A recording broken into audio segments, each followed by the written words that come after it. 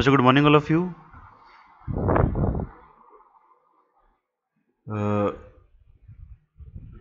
Idioms and phrases की Nostrum 4 तक अपने पहले सॉल्व कर चुके हैं। नोस्ट्रम 5 को स्टार्ट करते हैं। तो जो बच्चे हमारे इस यूट्यूब चैनल पे फर्स्ट टाइम विजिट कर रहे हैं वो बच्चे ध्यान दें कि इडियम्स एंड फ्रेजेस की 4 नोस्ट्रम पहले सॉल्व हो चुकी हैं। इसके अंदर सबसे पहले अपने क्या करते हैं, 10 इडियम्स को समझते हैं थ्रू द डायग्राम, और उसके बाद में उस पर प्रैक्टिस सेशन भी करते हैं, यानी साथ ही साथ सेम वीडियो के अंदर 10 क्वेश्चन को अपने सॉल्व करेंगे और MCQ बेस्ड क्वेश्चन होंगे वो। और इडियम्स एंड फ्रेजेस के अंदर नोस्ट्रम का मतलब ये है कि एक नोस्ट्रम के अंदर अपने 10 क्वेश्चन सॉल्व करने वाले हैं। 10 क्वेश्चन पहले सॉल्व करेंगे, फिर उसकी प्रैक्टिस शीट भी सॉल्व करेंगे। तो बच्चों आज का video idioms and phrases Nostrum 5 पे स्टार्ट करने से पहले चैनल को सब्सक्राइब करना ना भूलें, बेल आइकन को क्लिक करें ताकि नोटिफिकेशन आपको मिलता रहे, और शेयर करना बिल्कुल भी ना भूलें, लाइक करते रहे वीडियो को। तो पहला जो अपना क्वेश्चन है आज का इडियम्स एंड फ्रेजेस पे आपके सामने है स्क्रीन पे। All thumbs, all thumbs, all thumbs. बच्चों इसका मीनिंग चेक करते हैं क्या होता है। देखो भाई, ऑल थम्स यानी कि क्लमसी, ऑल थम्स यानी कि क्लमसी, ऑल थम्स यानी कि क्लमसी, गोची, स्किललेस। ऐसा इंसान जो क्लमसी है, गोची है, स्किललेस है, मतलब निपुण नहीं है, किसी काम में दक्ष नहीं है, तो स्किललेस है वो, उसके अंदर किसी काम का कोई स्किल नहीं है। All thumbs you can say that awkward and clumsy. Awkward यानी कि बिल्कुल अजीब सा है, बेढंगा सा है, बेडोल सा है, या फिर क्लमसी है स्पेशली विद वंस हैंड्स, यानी कि अपने काम में किसी भी काम के अंदर उसके अंदर परफेक्शन नहीं है। कोई भी काम ले लो उसके अंदर वो परफेक्शन नहीं है। तो पुअर स्पेलर इन टेक्स्ट रेस्पॉन्सेस, जैसे एक पुअर स्पेलर जिसकी स्पेलिंग अच्छी नहीं है वो टेक्स्ट कैसा रिस्पॉन्स करेगा ना, तो इस हिसाब से बेटा क्वेश्चन नंबर 2 की तरफ मूव करते हैं। क्वेश्चन नंबर जो अपना 2 है उसको देखिए। वोट विद वंस फीट यानी कि डिसएग्री होना, डिसअप्रूव होना। सीधी बात समझ में आ रही है कि भी अपने पैर से वोट करना।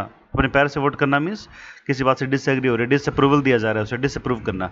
इडियम ऑफ द डे, जैसे vote with your feet means if you vote with your feet you show your opinion of something by acting in a certain way such as buying something if you like it और don't. तो मतलब वही है कि किसी चीज़ को अपने disagree कर रहे हैं, डिसअप्रूव कर रहे हैं, तो वोट विद वंस फीट। तो सिंपल सा है, किसी चीज़ को डिसअप्रूवल देना, क्लियर ना करना। क्वेश्चन नंबर 3 की तरफ मूव करें बच्चों। क्वेश्चन नंबर जो अपना 3 है वो है arm chair critic. Arm chair critic means who gives advice based on theory not practical. Arm chair critic वो होते हैं जो प्रैक्टिकली उन्हें कोई नॉलेज नहीं है, लेकिन जो थ्योरी है उसके बेस पे वो कुछ ना कुछ क्या देते हैं, एडवाइस दे देते हैं, ज्ञान बांट देते हैं। और इंडिया के अंदर फ्री की एडवाइस मिलना बहुत ईजी है, फ्री की एडवाइस आपको मिलती रहेगी। तो आपके रिलेटिव, आपके फ्रेंड्स, आपका सर्किल, आपके नेबर आपको कोई ना कोई डिसीजन, कोई ना कोई एडवाइस देते रहते हैं। तो वो प्रैक्टिकली उनके खुद के पास में तो एग्जाम्पल है नहीं, सुनी सुनाई बातें, या थ्योरी की बेस पे आपको एडवाइस देते रहते हैं, बेटा ये कर लो, बेटा वो कर लो, इस एग्जाम की तैयारी कर लो, उस एग्जाम की तैयारी कर लो। तो a person who offers comments और क्रिटिसिज्म ऑन अ सब्जेक्ट, तो आपको क्रिटिसाइज किया जा रहा है, कमेंट किए जा रहे हैं यहाँ पे ना, विच ही और शी हैज़ लिटिल और नो प्रैक्टिकल नॉलेज, यानी कि उनके पास खुद के पास में तो नॉलेज लिटिल है, ना के बराबर है, या प्रैक्टिकल नॉलेज है ही नहीं उनके पास में, और ना ही उनका कोई एक्सपीरियंस उनके पास में। तो जैसे अब ये बड़ी ही अच्छी बात है कि the country needs more problem solver not arm chair critic. तो कंट्री को जो नीड्स है वो प्रॉब्लम सॉल्वर्स की जरूरत है, कि अपनी कंट्री को बहुत ज़्यादा जरूरत है कि प्रॉब्लम सॉल्व करने वाले ऐसे व्यक्ति की जरूरत नहीं है जो आर्म चेयर क्रिटिक हैं, यानी कि जो सिर्फ थ्योरी की बेस पे अपने को डिसीजन सुनाएं या प्रॉब्लम को सॉल्व करने की कोशिश करें। क्वेश्चन नंबर 4 की तरफ मूव करते हैं भाई।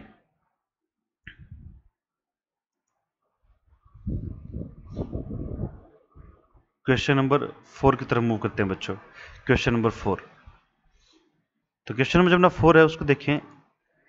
बर्ड्स आई व्यू मीन्स सी विदाउट पे अटेंशन। पहली बात तो किसी चीज़ को पूरी अटेंशन ना दे पाना, देख तो रहे हैं चीज़ को लेकिन पूरी अटेंशन से नहीं देख पा रहे।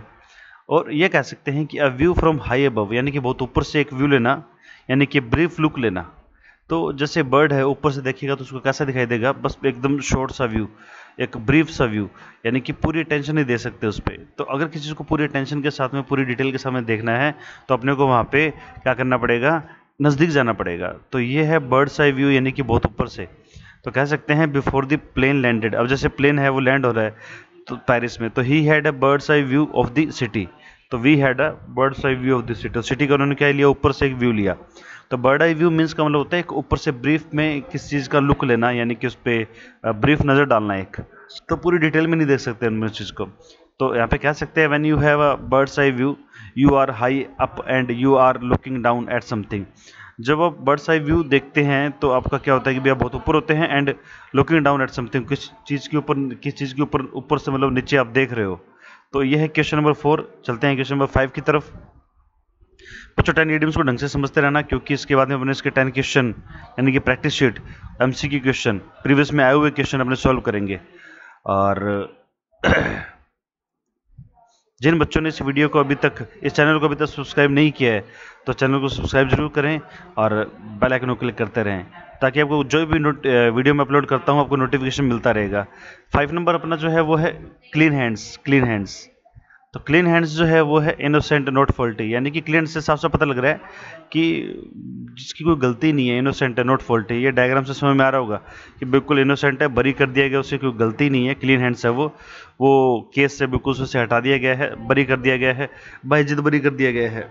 तो इनोसेंट नॉट फॉल्टी यानी कि कोई गलती नहीं है, क्लीन हैंडेड है वो। क्वेश्चन नंबर 6 की तरफ मूव करें। क्वेश्चन नंबर 6, तो जो क्वेश्चन नंबर जो अपना 6 है वो ये है कि have a finger in every pie. अब डायग्राम से देख के पता लग रहा होगा have a finger in every pie means to be involve in different activities, यानी कि हर काम के अंदर टांग अड़े रहना, यानी कि बहुत सारे काम करना, बहुत सारे बिजनेस करके रखना, बहुत सारी एक्टिविटीज़, बहुत सारे बिजनेसेस करके रखना। जैसे टू बी इन्वॉल्व इन और have influence over a lot of different activities और एंटरप्राइजेज। एंटरप्राइज मतलब वही बिजनेस है, बहुत सारे बिजनेस में बहुत सारी एक्टिविटीज़ के अंदर अपने जड़ें फैला के रखना। तो कह सकते हैं she has a finger in every pie, painting, acting, karate, cooking, fitness and poetry. तो उसकी जो बहुत सारे उसने क्या कर रखे हैं, इन्वॉल्व वो डिफरेंट एक्टिविटीज़ के अंदर। जैसे वो पेंटिंग कर लेती है, एक्टिंग कर लेती है, कराटे कर लेती है, कुकिंग कर लेती है, फिटनेस है, पोइट्री है, जो भी है। तो अलग अलग काम कर लेना एक ही टाइम के अंदर, बहुत सारे काम छेड़ रखे हैं ताकि इधर से भी पैसा आता रहे एक्टिवली और पैसिवली। तो बहुत सारे डिपार्टमेंट के अंदर टांग अड़ा के रखना अपनी। He was a successful businessman who had a finger in nearly every pie. वो एक सक्सेसफुल बिजनेसमैन है क्योंकि उसकी जो एवरी पाई में, एवरी फिंगर इन एवरी पाई यानी कि हर काम को उसने छेड़ रखा है, काफ़ी सारे काम कर रखे हैं। जैसे टाटा बिरला की बात करें तो उसके बहुत सारे ब्रांचेज है, बहुत सारे काम है, हर सेक्टर के अंदर उन्होंने अपने बिजनेस को फैला रखा है। तो have a finger in every pi. Question number 7 की तरफ मूव करते हैं। क्वेश्चन नंबर जो अपना 7 है वो ये है कि फीट ऑफ क्ले। तो जो फीट ऑफ क्ले को समझना भाई, जब कोई आदमी बहुत बड़ा बन जाता है, रिस्पेक्टेड हो जाता है, पावरफुल हो जाता है, तो उसकी कुछ ना कुछ तो कमियां होती हैं।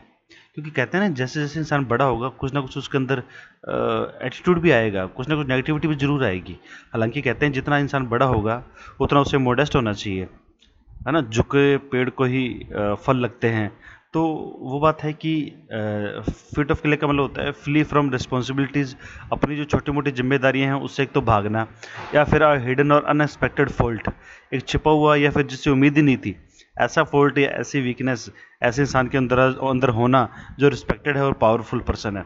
तो पावरफुल और रिस्पेक्टेड पर्सन जो होते हैं उनके अंदर कोई फॉल्ट या वीकनेस होना जो कि छुपी हुई है और अनएक्सपेक्टेड है, ये उम्मीद ही नहीं कर सकते कि वो ऐसी गलतियां कर सकता है, कोई भी कांड कर सकता है वो।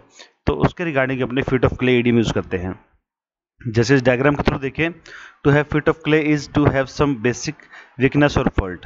This idiom is often applied to someone who is admired or is of high repute but who is discovered to be weak of character or flawed in some way. तो यानी यहाँ पे वही समझाया गया है कि ये इडियम उस पर अप्लाई किया जाता है जो इंसान काफ़ी रेप्यूटेड है, पावरफुल है, पैसे वाला है, और उसके अंदर कोई ना कोई छोटी मोटी कमी जरूर मिलेगी आपको, है ना, वीकनेस मिलेगी।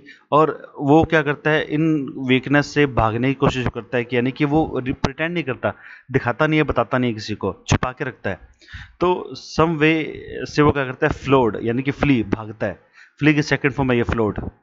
तो ईडीएम बिल्कुल सिंपल है, किसी अमीर आदमी के लिए, किसी बड़े आदमी के लिए ईडीएम यूज़ किया जाएगा जिसके अंदर कोई कमी है, कोई गलती है, उसने छुपा रखी है, रिवील नहीं करेगा वो, और अपनी उस प्रॉब्लम को लेके वहाँ से वो भागने की कोशिश करेगा।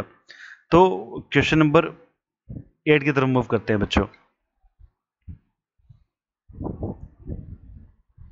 बच्चों क्वेश्चन नंबर जो 8 है वो है ड्रैग वंस फीट मीन्स स्लोथफुल और रिलेक्टेंट अनविलिंग टू एक्ट, यानी कि अनिच्छा, बिना इच्छा के किसी काम को करना, यानी कि रिलेक्टेंट यानी कि स्लोथफुल यानी कि बिल्कुल सुस्ती में, बिल्कुल ढीलेपन से, बिल्कुल लूज होके या बिना इच्छा के या unwillingly to act, drag one's feet. तो यानी किसी काम को या तो उसमें क्या करेगा, वो डिले करेगा या प्रोक्रास्टिनेट करेगा या फिर पोस्टपोन करेगा एक्शन को, यानी टालने की कोशिश करेगा, पुट ऑफ डूइंग समथिंग, है ना, उस काम को क्या करेगा, पुट ऑफ करेगा यानी स्थगित करने की कोशिश करेगा, इसको टालने की कोशिश करेगा, डिले करने की कोशिश करेगा। तो ड्रैग वंस फीट इडियम है जो इसका मीन होता है कि भाई किसी भी काम को अनविलिंगली करने की कोशिश करना या फिर उसको डिले करना या उसको टालने से की कोशिश करना या उसे बचने की कोशिश करना। क्वेश्चन नंबर जो अपना 9 है, 9 को देखते हैं भाई। लेट और लीड बाय द नोज। अब led lead by the nose means delegated by someone, किसी और के इशारों पे, किसी और के अंडर द गाइडेंस चलना, किसी के निर्देशन में, किसी के मार्गदर्शन में चलना। अब जैसे इस किसान ने इस गधे को नाक से पकड़ रखा है, तो उसको वो नाक से क्या कर रहा है, लीड कर रहा है, नाक के पास में वो बेल्ट से बांध रखी है, उससे उसको वो लीड कर रहा है। लीड कर रहा है मतलब रास्ता दिखा रहा है, उसे गाइड कर रहा है कि ये करना है वो करना है। तो किसी को अपने गाइडेंस में, अपने नेतृत्व में, अपने निर्देशन में सबॉर्डिनेट करके चलना, यानी कि उसको काम देना कि तो ये कर वो कर। तो जैसे कई बार कई घरों में क्या होता है भाई, कई हस्बैंड है जो अपनी वाइफ के इशारों पे जोर को गुलाम हो ना उस तरीके से चल रहे हैं। तो लेड बाय द नोज यानी डेलीगेटेड बाय समवन, यानी उसकी बागडोर उसकी पत्नी के हाथ में है, तो बागडोर किसी और के हाथ में होना कि वो काम कैसे करना है उसने, तो सारा वो उसे पूछ के करे, तो delegated by someone. Question number 10 की तरफ मूव करते हैं। Nail one's colours at the mast. Nail one's colours at the mast means to state one's opinion clearly, अपने ओपिनियन को क्लियरली एक्सपोज करना या सामने करना या व्यक्त करना या एक्सप्लेन कर देना। तो कह सकते हो to publicly state your opinions about subject. तो किसी भी चीज़ के बारे में आप पब्लिकली अपने ओपिनियन को रख पा रहे हो, किसी चीज़ को ओपनली व्यक्त कर देना। तो nobody knows which way he is going to vote, कोई नहीं जानता कि अपना वोट किसको डालने जा रहा है, बिकॉज ही हैज़ सो फार, वो चीज़ बहुत दूर है, रिफ्यूज़ कर चुका है to nail his colours to the mast, यानी कि वो चीज़ को रिवील कर देगा किसी को। तो वो अपना वोट किसको डाल रहा है उसको रिवील करने से वो क्या कर चुका है, साफ साफ मना कर चुका है। तो अपने ओपिनियन को क्लियरली बोलना, भले वो यस में है भले वो नो में है, तो कह सकते हो इस इडियम को nail one's colours at the mast. तो बच्चे 10 इडियम समझने के बाद में इसके जो क्वेश्चन है उसकी बारी आती है। तो इडियम्स एंड फ्रेजेस कि नोस्टम नंबर 5 जिसके अंदर हमने 10 क्वेश्चन अपने पढ़ लिए हैं, इसकी प्रैक्टिस अपने सोल्व करने वाले हैं।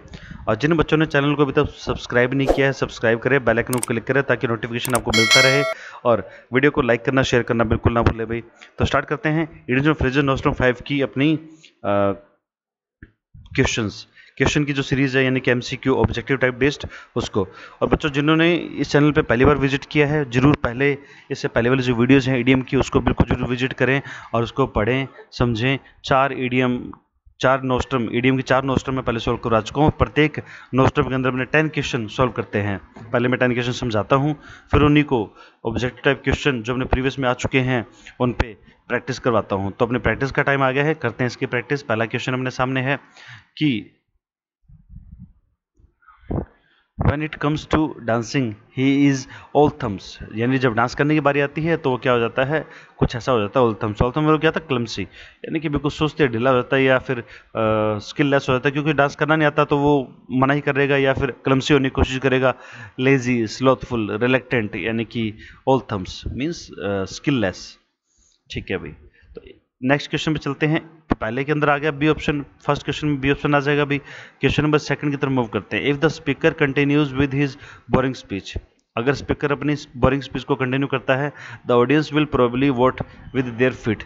तो ऑडियंस प्रोबेबली क्या करेगी, यानी कि अपने फीट से वोट करेगी, मीन्स डिसअप्रूवल दिखाएगी। तो डी ऑप्शन आ जाएगा यहाँ पे, शो देयर डिसअप्रूवल, अपने डिसअप्रूवल को दिखाएगी, यानी कि क्या करेगी, उसकी वीडियो वो उस स्पीच को अप्रूव नहीं करेगी, यानी मज़ा नहीं आएगा उसे, तो उसको क्या कर दे, डिसअप्रूव कर दे कि यार भाई बंद कर ना, बंद कर दे। क्वेश्चन नंबर जो 3 है उसकी तरफ मूव करते हैं। My father is undoubtedly N arm chair critic. My father is undoubtedly N arm chair critic. तो मेरे पिताजी जो हैं वो क्या है, एक अनडाउटली, कोई डाउट नहीं है, वो आर्म चेयर क्रिटिक है। आर्म चेयर क्रिटिक मतलब बिना एक्सपीरियंस के थ्योरी के बेस पे एडवाइस देते रहते हैं। Someone who give advice based on theory not practice. तो ऑप्शन आ जाएगा आपका बिल्कुल बी ऑप्शन आ जाएगा बी। तो बिल्कुल सिंपल से क्वेश्चन है, एमसीक्यू बेस्ड अगर आप क्वेश्चन को सोल्व करते हो तो बेटर है आपके लिए, क्योंकि पहले आपने 10 क्वेश्चन समझ लिए, बाद में उसके क्वेश्चन एमसीक्यू बेस्ड आपने लगा लिए, इसका मतलब आपकी प्रैक्टिस दोबारा हो रही है सेम वीडियो के अंदर। तो अच्छे से ऐसे मेहनत करते रहें, आपको बिल्कुल बेनिफिट मिलेगा। और इस चीज़ का मेरा बिल्कुल प्रॉमिस आपसे कि इससे बाहर ईडियम्स नहीं आने वाले, क्योंकि मैंने 300 ईडियम की सीरीज उठाई है। ये एक नोस्टम के अंदर 10 क्वेश्चन, तो टोटल 30 नोस्टम है 30, तो टोटल अपने नियर अबाउट 300 ईडियम पढ़ने वाले हैं। और 300 ईडियम जो है अपने मोस्ट इंपॉर्टेंट है, मैक्सिमम एग्जाम्स के अंदर रिवाइज हुए हैं, बार बार रिपीट हुए हैं, और इसीलिए मैंने इनको उठाया है, क्योंकि इनसे बाहर नहीं आएगा, क्योंकि जो 300 ईडियम है ये बार बार रिपीट हो चुके हैं, बार बार। तो इसीलिए कह रहा हूँ कि बार बार बोल रहा हूँ कि भाई इनको ढंग से पढ़ते रहो, ढंग से पढ़ते रहो। इन्हीं में से आपको बिल्कुल मैं दिखा दूंगा अपकमिंग जो भी आपके एग्जाम होंगे, NDA, CDS, army, navy, air force, AFCAT, तो इनके अंदर बेटा दिखा दूंगा कि इन्हीं वीडियो से आपको ईडियम मिलेंगे। I promise that, I promise, है ना। और मैं भी यही हूँ, आप भी यही हैं। चलते हैं अगले क्वेश्चन की तरफ।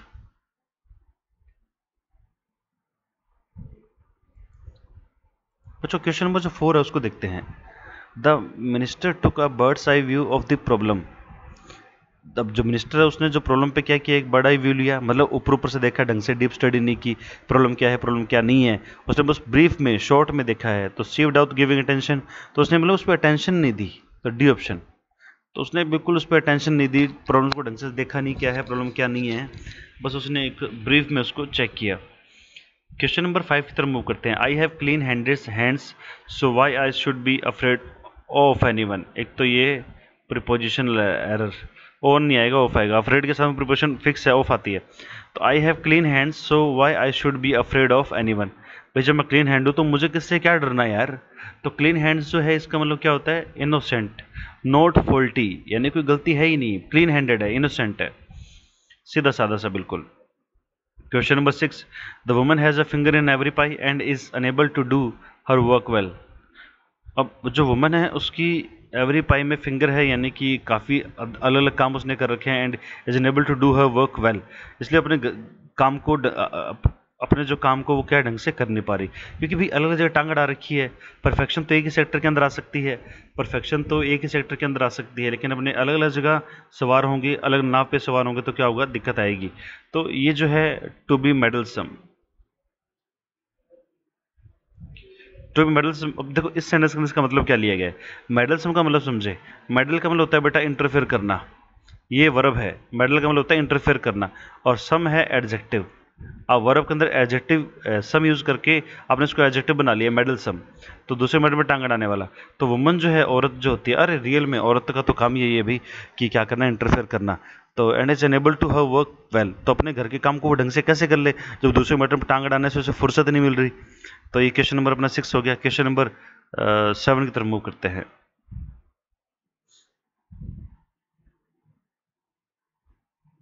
क्वेश्चन नंबर 7 देखिए भी, many would be leaders have feet of clay. अब जो वुड बी लीडर्स यानी जो होने वाले नेता होते हैं, जो नेता बनते हैं, वो फीट ऑफ क्ले होते हैं, यानी कि उनके अंदर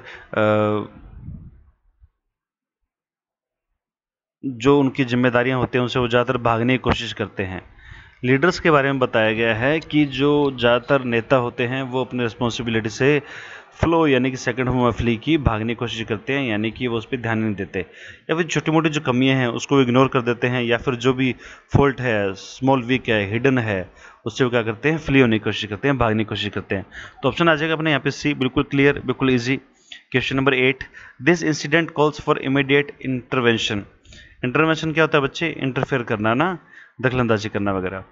the incident cause for immediate intervention but the authority seems to be dragging its feet. तो ड्रैग वंस फीट इडियम का मीन क्या है, ड्रैग वंस फीट इडियम का मीन क्या है, ऑप्शन ए आ जाएगा टार्डी और reluctant to act. Drag one's feet का मतलब क्या होता है अभी, रिलेक्टेंट टू एक्ट यानी कि अनविलिंगली किसी काम को करना बिना इच्छा से, तो टार्डी और reluctant to act. Question number 9, after her failure, अपने फेल होने के बाद she started refusing to be let by the nose. अब by let by the nose या लेड बाय द नोज, ये जो इडियम है इसका मतलब क्या था, फॉलो सबमिसिवली। 9 नंबर में क्या आ जाएगा, B option, follow submissively. Submissively यानी कि नम्रता से, विनम्रता से। सबमिसिव का मतलब क्या होता है, नम्र होना, विनम्र होना। तो नम्रता से क्या कर लिया, फॉलो कर लिया। आफ्टर हर फेलियर, अपने फेल होने के बाद, शी स्टार्टेड रिफ्यूजिंग, उसने क्या कर दिया, रिफ्यूज करना स्टार्ट कर दिया, क्या करना, सबमिसिव, फॉलो करना। तो यहाँ पे ऑप्शन आ जाएगा अपना बी, बिल्कुल क्लियर है, कोई डाउट नहीं है इसमें। क्वेश्चन नंबर जो अपना 10 है, 10 की तरफ मूव करते हैं अभी। क्वेश्चन नंबर 10 को देखते हैं। The sailors nailed their colours to their mast. अब nail one's colours to the mast का मतलब क्या था, रिफ्यूज, देखिए किस चीज को क्या करना, रिफ्यूज कर दिया क्लाइम डाउन। तो सेलर्स थे यानी जो नाविक थे, उन्होंने क्या कर दिया, रिफ्यूज कर दिया नीचे उतरने से, क्लाइम डाउन नीचे उतरने से मना कर दिया। तो बच्चों ऑप्शन आ जाएगा यहाँ पे अपना बी, बिल्कुल क्लियर है, कोई डाउट नहीं है इसमें। तो ये अपनी ईडीएम की जो सीरीज है बिल्कुल ऐसी चलती रहेगी। 30 ईडीएम की सीरीज अपने इसको कंप्लीट करेंगे। और जिन बच्चों ने चैनल को अभी तक सब्सक्राइब नहीं किया है, सब्सक्राइब करें, बेल आइकन को क्लिक करें ताकि नोटिफिकेशन आपको मिलता रहे। और प्लीज़ वीडियो को लाइक करना और शेयर करना ना भूलें। तो it's all for today, thank you so much, मिलते हैं अगली क्लास में।